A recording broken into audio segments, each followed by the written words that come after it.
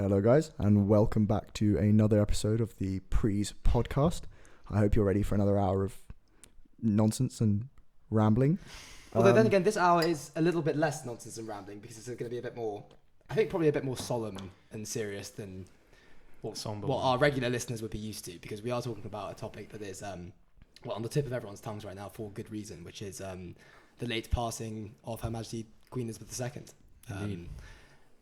For me, it's been quite remarkable actually how many people have reacted to it. I mean, just not in Britain, but globally. I saw today that the queue to visit her coffin, which is now been moved from Balmoral into London, is something along the lines of 30 hours long, and people are still queuing up. Jeez, I saw it was ridiculous. It's 5 miles. Yeah, Christ, it's insane. And there are a million mourners, I think, who have visited Buckingham Palace so far, and more are coming every day. And so, when I saw 10 days of national mourning was going to be announced after the Queen's death, I thought there's going to be something more symbolic and so forth. But it's actually turned into a serious national movement. It is pretty extraordinary, yeah. I mean, it is crazy the amount of emotion. But equally, I've sort of, since this all happened, I've been thinking a lot about her kind of role on the world stage in the last 70 years. And yet I think there's a lot of hyperbole perhaps, and Boris mentioned in his speech in the Commons, said she was the greatest stateswoman of our time, stateswoman really. But I think there is sort of something in that here's someone who met, more world leaders and was intimate with more kind of prime ministers and presidents than pretty much anybody else in modern time. I mean, the kind of diplomatic influence that has, even in a very, of course she was an impartial, relatively speaking, constitutional monarch, but even just that much interaction with so many people at the very top level of world diplomacy, I think, in a sense, it makes sense for people to talk about her as the grandmother of the modern world. Actually, I mean, you mentioned this when we all got the news, and it's very strange considering she was 96 years old, very, very senior, that it was quite somewhat of a shock to actually see that she'd passed away. Yeah, which is insane because it shouldn't have been a shock realistically. But I think these were your words. Is you sort of talked yourself into believing that she was immortal. Yeah, I literally did think that she would live forever. It's amazing, just because and the same, to be honest, with Prince Philip, because Prince Philip was looking quite morbid for a very, very long time before he actually died, and I just thought, look, if he can't look any worse, as a corpse. So I think he's just going to keep on going. And I do think that the reason why a lot of people have sort of felt such a sense of loss is because of not just obviously her personality, which is sort of, you can't not love her personality to some extent. She's quite a very, very lovable person. But it's also what she represents, which I think is sort of like a link from the present to the past in many ways. I mean, so I read something whereby, she's seen through something like 12 or 13 prime ministers, I forget which. But her first prime minister, Winston Churchill, was born in 1874. And the most recent one, Liz Truss, who she saw 2 days at Balmoral before her death, was born in 1975. So 101 years, essentially, of the gap between the first and last prime minister. Right. And if you view her in light of sort of her personal associations, which I guess kind of like a queen can be viewed in, because she's not really much of a public personality in and of herself. She's more like a sum total of who she meets and her associations. She sort of therefore is like a link across, like a chain across 150 years of history from the present to that late high Victorian era. And so I think when she dies, it almost triggers a sort of collective public nostalgia, which I think is latent in somewhat, because people do feel quite an affinity, especially the elderly, to sort of the last generation and sort of the World War II generation and so forth. And so when she dies, that is a real sense of loss. It's you're completely severed from that period. Well, she's just part of just so many moments of history that you learn about, which is why I think you persuaded yourself that she was immortal. And sort of, I think I did as well. I think I just didn't think it was possible for her to die.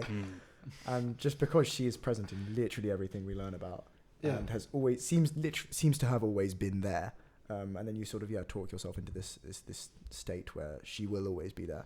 I feel like it's the that sense... sounded way more close than it should have. You know what I mean? We're getting teared up. No, but I feel like it's also that sensation, I don't know if you guys felt this as well, that sensation of living through history.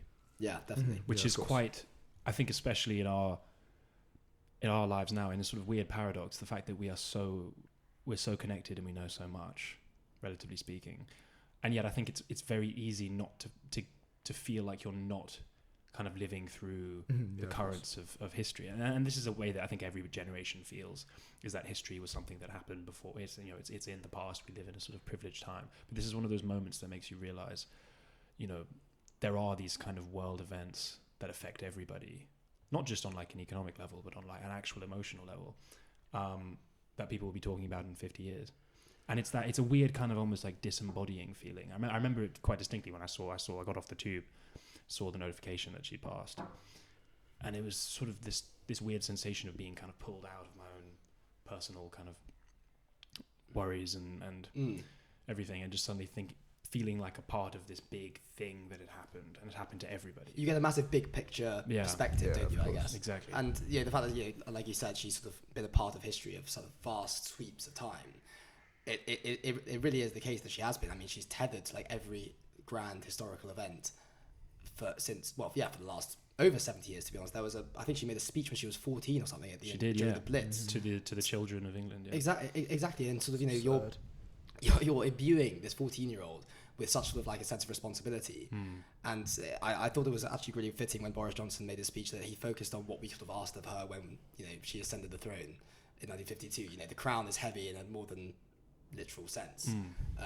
And that is something which people are probably most impressed by, is that she continued to do her royal duties, which aren't meagre, by the way. Like, I mean, for a 96-year-old woman, and long after she needed to. Yeah, long after she needed to, and she from up until 2 days before she died, she opened the new government. And it's not a case of, I think we were talking about this. It's not a case of she can have an off day like socially. You might claim that her job on the surface of it looks easy because she doesn't have to deal with all of the Commons, political parties, rabble, and all of these this actual nitty-gritty day-to-day of party politics and so forth. But it's difficult in a different way. Like, you have to meet everyone. You have to be on perfect sort of political form. You can't put a step wrong in terms of decorum. Exactly. It's an impossibility. Like, which it's weird. I mean, I thought Boris's speech was remarkable. Really he's sort of a deeply controversial figure and for obvious reasons, but when the man wants to speak, he really can speak. Yeah. It was a great speech. But that sense of kind of realizing partially that, like, in a way, and I thought about this as well when I saw Charles's speech, the first one, the address, is that his life is over in a sense. Do you know what I mean? Yeah. Like, he's no longer a person. Yeah. He's the king. Yes. And he can never not be that. He doesn't get a day where he isn't in this role of representation, of representing the country. He can't make a gaffe at some meeting. He can't burp in front of the president. And of course, people have, I'd prefer to be him than the PM, for example. But the thing is, at least the PM, being prime minister only lasts for 4 to 8 years, whereas he's committed to you're it. the king for life. Yeah. Well, I think this was really key with obviously Prince Harry in his youth. You sort of began to realize, like, realistically, most of the things he was doing, bar the one controversial evening. Yeah, the obvious. Yes. Well, like, relatively normal late teen, early 20s things. Like, he was just partying. Stuff that we would consider perfectly normal. Stuff that we would consider perfectly normal and do multiple times. Things that young people far too often. And there were things that he was being essentially, like, persecuted by the media for. He was deemed to be unfitting, and he shouldn't have been engaging in them. When realistically, for any, like, I'd say most of Britain's youth probably do exactly the same things on a nightly basis, and it's like, Christ, that's when you begin to realize, like, their lives are just entirely different. They literally cannot live normal lives. That's the thing, and I mean they do get extraordinarily well compensated for their work, and that's the thing. But equally, empathy is important, and like, I feel like I don't think I'd trade places with any of them. I wouldn't trade places with any of them, mate, because it is to the detriment of your personality. As in, one of the benefits again of being prime minister, that of course it only lasts 4 or 8 years or whatever, but at least in theory you can maintain your personality. Well, it's about taking. They can obviously it's their role is to take stances on political issues, and which is an exhibition of your personality, right? Which obviously the royal family can't do. Yeah, the Queen must have. It must feel so tantalizing as the Queen when you're meeting with the Prime Minister every week, and you are probably expressing some sort of personal opinion, at least implicitly, but you can never actually affect what they do or say, which is why I do find it remarkable. At least in theory. Yeah. At least in theory, yes, yeah. But which is why I actually do find it remarkable when, that generally the reaction to her death has been quite universally sort of lamentation. But you do get the odd person who tries to sort of attribute... I wanted to talk about this. Yeah. The abolish the monarchy thing. Well, but not even just sort of like on a Republican stance, just on the basis of like historical illiteracy or political illiteracy. Yeah. Like they attribute sort of political episodes to the Queen without understanding that the Queen really does have no say in really what happens on a sort of national basis, like on day-to-day lives. Like constitutionally, yes, she has the right to, she signs laws into law. Good tautology there. And she does have a certain constitutional power in that respect, but her de facto power is extraordinarily limited. Everything she does is performatory. Everything he does, yeah. It is. It's a performance. It's a circus. So like, yeah. I mean, I know I sent this to you guys, but there was a guy who posted the day that she died a list of all the wars that have happened since her coronation.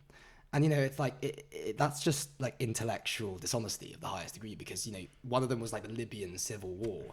And it's like, there is actually no possible way in which you can associate the Libyan civil war with the Queen's and its causes actions. with the Queen. Like, Libya wasn't even a British colony, it was Italian. Yeah. So you can't even claim some sort of far-fetched long-term colonial kind of reasoning or something.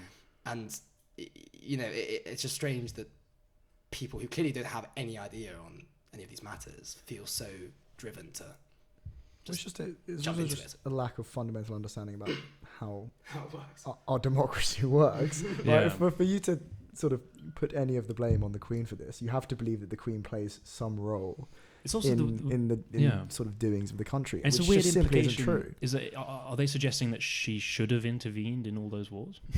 Well, most of the wars didn't involve Britain. But I thought they the were ones that really did, like I mean, that. is that the implication that she I think she the allowed implication is this that to happen? she somehow furnished them or contributed to their rise and continuation or something along those lines. Perpetuate And this is them. the Yeah. She would have said nothing about this. Yeah. I think It's interesting. I mean, because the thing is, I try and look at the monarchy from like a strictly realpolitik perspective. In that, I do think it is ridiculous that she's the head of state of a bunch of countries, and that the royals go off and sit in those like hats and wave hands at people. It's strange. I think it's bizarre, sure. and I do think it is patronising, and it's one of the only it's one of the only sort of pure imperial kind of vestiges. Exactly. Yeah. And I think we should get rid of it. I think Charles should be the king of the UK. Yeah. And leave it. I understand Republican movements in Australia. Exactly, and stuff. but I do also appreciate the sort of the social and political value of the monarchy as an institution, because when you think about it from a purely political perspective, it is in a sense useful in the same way that religion is useful and football is useful and all of these kind of relatively benign symbols that you can divert sort of political attention into and kind of a sense of Personal unity. meaning. Exactly.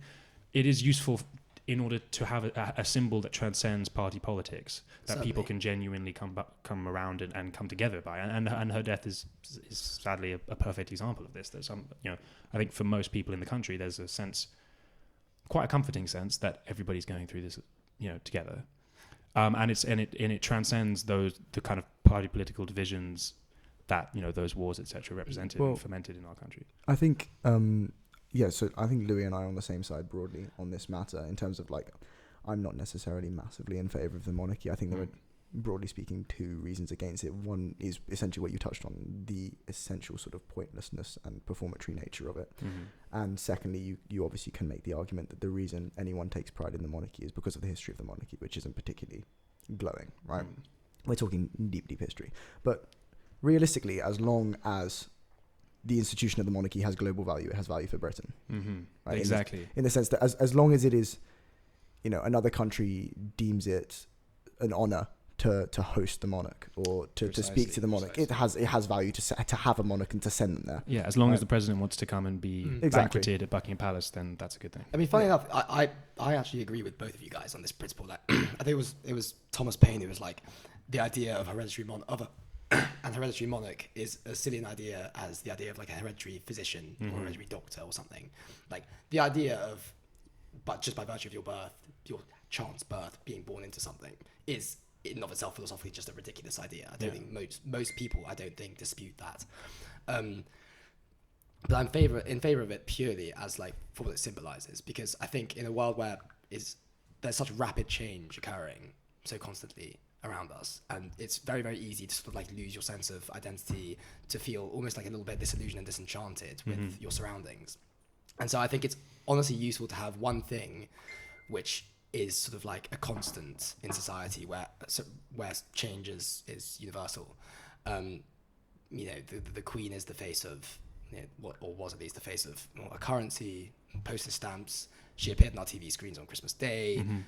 She would open large events and so forth. She's the patron of many charities.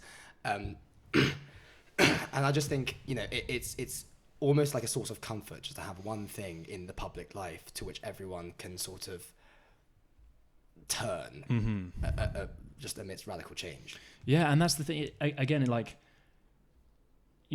Britain is an extraordinarily diverse place, but the thing is that I could meet anybody from this country, pretty much, and we'll both have, seen the Queen's face a million times on the TV. It's one of those things that kind of creates the sort of the like cultural background radiation of a country, if you know what I mean. It's a reference point. Exactly. It's the sort of, it's one of the, and it's the same with like the weather in England or football or the bad food. It's just like, it's not football for you, mate. Not football for me specifically, but football for lots of people. When we get onto football eventually on this podcast, it's just going to be silent. At that moment, I will get up and leave the room. No, we'll I'm joking. I'll try my best. But no, but it's, like it's one of those things that everybody, even subliminally in the UK, pretty much everybody, even if they don't approve of it, at least has experienced and can relate to it. And it's something that I could go to any, I could sit down with any Englishman in the world and we would have that common ground. And I think that is very important from a realpolitik perspective, from like the social unity. Yeah, it's like, both of us, I think Josh's views are a little bit more complex on this matter, but both of us are quite keen atheists.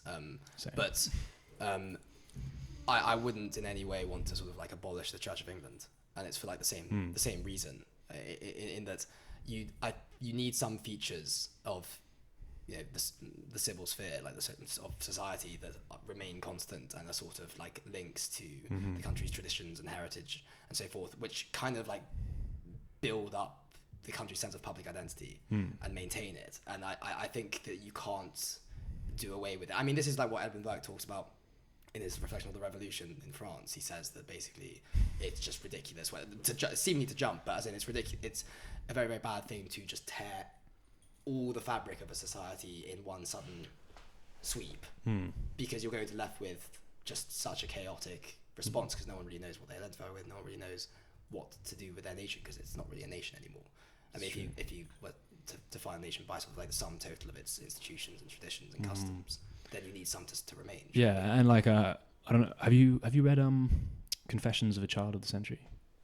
I have not. By Alfred de Musset. It's an absolutely gorgeous novel, one of my favorite novels. But he spends a lot of time in the introduction talking about basically this sort of the malaise in post-revolutionary France. Right. After Napoleon as well. And it's almost postmodern. It is postmodern actually, as in Eliot could have written it pretty much. And it's basically exactly what you're talking about, is this sense of like of kind of feeling adrift. Yeah, exactly. Which is a recurring theme. And again, this novel was like written in the Romantic period, but this is something that people have always felt. But it tends not to bode very well. It's not in terms of social cohesion, and it's not even a matter of affection for the country. It's not even like a sort of patriotic argument. It's purely just a good politics argument. You want people to feel like they can identify with something larger than themselves or a small group. Exactly. You want to divert that energy into a relatively benign constant force. Yeah, and that doesn't mean that the monarchy is perfect, but it does mean that it has some social utility, and that shouldn't be just sort of dismissed. Well, but essentially on identity building, like predominantly build your identity out of the institutions and I guess people as well that surround you. You know, you consider yourselves university students from this institution, and as part of this nation or this nation. And fundamentally, something like the monarchy or the Church of England are strongly emblematic of that. And without them, obviously, and you know, for some people, you might look at certain facets of what someone considers parts of their identity and not quite understand it, which is, I think, the way I look at the monarchy, in the sense that people who are proud of and tied, fundamentally in some way tied to the crown, I look at in the same way as, you know, when you have when you have a debate with a football fan, they bring up the history of the club. Oh, yeah. As a way to sort of... Constantly with Liverpool fans. Liverpool and Arsenal fans. Yeah, well, Arsenal not so much anymore, but, you know, a couple of years ago when Arsenal were pathetic and they'd constantly refer to the early 2000s and be like, oh, look, my club was great. It's part of my identity. My club was great. And I look at it sort of like that, in the sense that you're sort of tying yourself to something that isn't particularly relevant or majestic. Well, it is. I guess it is majestic in a way, but it's not particularly powerful anymore. I don't understand why people tie themselves to it, but ultimately, it's important to them. It doesn't really do anybody any harm. It's just because it's always been there, and it's because of course, as in I understand why. It's just I cannot empathize with it in any way. Yeah. As in, I don't understand, I guess, the point of tying yourself to something that is no longer relevant. Same, which is where what I mentioned about. I understand. I guess the whole point is that sorry to interrupt, is that it is pointless in that you don't do it by choice, by conscious choice. Yeah, everyone would look at most of the things most people construct their identities out of, and if they don't overlap, you fundamentally will not be able to understand it. There'll be people who don't understand why we're proud of being students of X university, or why we're proud of being, students of X school. Exactly, students of X school. And people just who don't have that within what they view as their version of themselves, they just won't understand it. Because there is no logic to it. No, of course there's no logic to it. You have to build yourself out of something, right? Exactly. It's not exactly rational, but also I think the main reason makes a lot of sense, which is just pure exposure. You know, I'm proud of going to the university I go to because I go there and I spend a lot of time there. You know, it's not necessarily sort of... And you like it. Exactly. It's not necessary. As in, I think a lot of people were fond of some of the Queen who no one knew personally, purely because you just saw her all the time. Yeah. And you get... I mean, I'm in the same way that I weirdly actually find myself quite fond of the grey skies in London. As in, of course. I actually I find myself missing them if I'm like away, you know, in the summer or something. Not because I enjoy being wet and cold, but just through familiarity. Well, we said this about, I can't remember which of you it was, but I said this about, you know, in the States, or even here actually, where people are very proud of their hometowns, even though their hometowns are objectively dog shit. Not they're just not nice places to live. There's not much. Exactly. Oh, Coventry's not that bad. Plymouth. Coventry's not great. Plymouth. You know, also quite bad. But as in, no, even why are we just dissing people's hometowns? Bro, we're just reducing the demographic. Mate, all the listeners from Coventry are like, sorry. We apologise to all our listeners from Plymouth. But as in, I'm talking even sort of smaller scale than that. As in, people who are proud of their hometowns, where there is just literally nothing going on. Yeah, like there's just tiny villages, like nothing happens. To me, which are completely indistinguishly from other tiny villages around the country, but they're proud of being from there. As in Epworth, like where I live, it's tiny. There's like nothing there. The greatest thing that happens in Epworth is some farmer like plants a new oak tree, and that's chat for about the next 2 weeks at a local pub. Epworth's pretty pleasant. I like Epworth's nice. It's a nice village. It is, yeah. It's serene. But it's the same thing with you in the sense of, you know, you'll miss the grey skies of London or something, which are objectively not very nice. I will miss the sort of badly porn, lukewarm John Smiths or something that I get for £3.80 at the Chandler's Arms. Yeah, for no real reason. It's odd what you do and do not choose to make part of that sort of conception of your own identity, in the sense that, you know, we all view ourselves as students of X university, and it's something we're, you know, that institution and that town is something we're fundamentally tied to now, realistically, and we view ourselves as being tied to that. People would have gone through the same university and not feel the same affinity and not had an unpleasant time, and obviously have that familiarity aspect because they've been there for 3 years, but not have that same affinity to it that we do.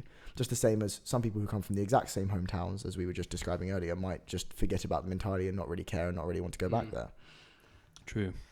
Moving on to just to jump a little bit, because I know that we have a lot relatively now to get through. I think it's just the 15 minutes. 15 minutes. Yeah. Okay. It's just the related and relevant topic of Prince Charles. I mean, well, King Charles, rather, I should say now. Indeed. What do you always think? The third. Yeah. It's weird. I actually did once shake his hand. Did you? Yes, he has very, very small fingers. How did you shake his hand? I met him at an event. I'm glad that's your first impression of the entire story. I mean, Prince Charles, I met Prince Charles. Small fingers. I thought it was important.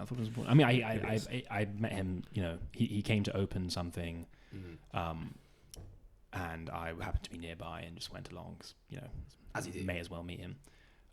If I can, and I was in the crowd. I did not. I was in the crowd. He walked past. He was shaking his hand. I just reached out, shook his hand. Fair enough. He seemed pretty pleasant. Well, I guess that's the only impression you can get. Exactly. That he's just got weird fingers. He does have weird fingers, but that doesn't mean that he'll be a bad king. You know. I know a couple of people who absolutely love him.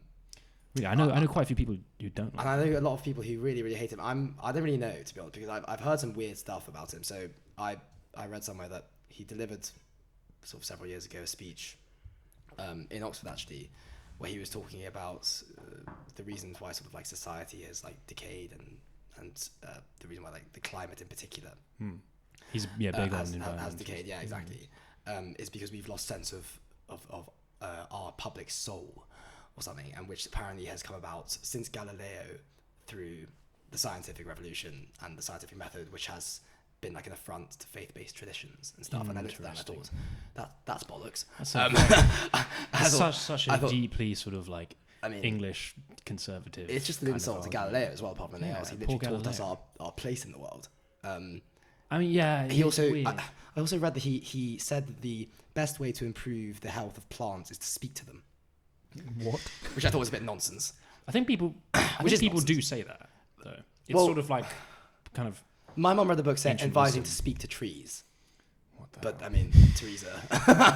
What is happening there? Take it with a pinch of salt. But I mean, I don't know. I enjoyed his speech, his address. I thought it was good. Yeah, I enjoyed that. I feel like I'm also uniquely susceptible to good speeches. But no, I mean, for sure. You can say that a person's made a good speech without necessarily liking the person. But I mean, there's another. The last thing that I read about Prince Charles, like literally 3 or 4 days or something before the Queen's passing, was that he had taken a lot of money from the Saudis. Yeah. Whose family in banknotes. Yeah, in a duffel bag. Yeah, from Bin Laden's. Explain. I didn't see this. Prince Charles took a hell of a lot of donations and money and so forth. It was from Bin Laden's family. Bin Laden's family. Extended family. I mean, who are like billionaires in Saudi Arabia. Who are billionaires in Saudi Arabia, and they are like extended family. Like we're talking like 20. It's not like he literally just went visited Al Qaeda all of a sudden. Yeah. I mean, correct. I don't think that they're particularly like sort of suspicious people.